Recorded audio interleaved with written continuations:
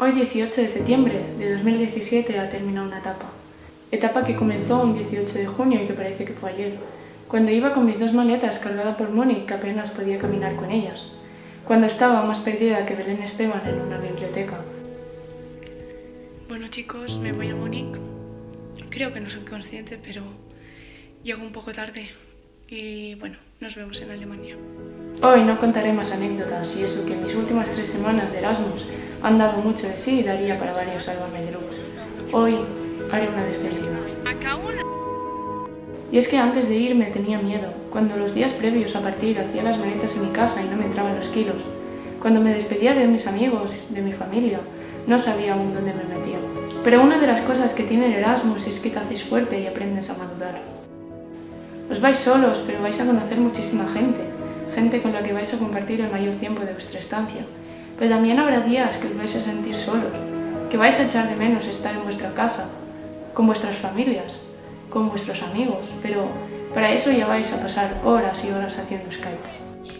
¡Aló!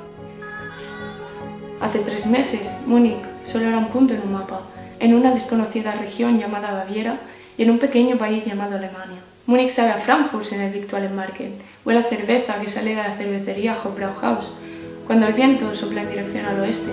Múnich es la agitación del Oktoberfest y la calma del Englischer Garten. Múnich son las noches en el Kennedys y los madrugones para ir a trabajar a Bavaria Film. Esta sensación de estar aquí en este parque, tú sola, con esta tranquilidad, os juro que lo voy a echar mucho de menos. Sentirte, no sé, súper relajada, súper libre, donde no te conoce nadie.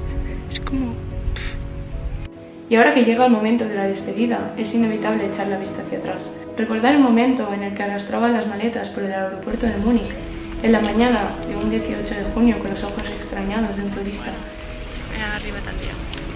Mientras me decía a mí misma, acuérdate de este momento porque dentro de 3 meses recorreremos estos pasillos pensando en todo lo que dejamos atrás. Y ahora toca recorrer esos pasillos en la dirección inversa. El viaje se termina.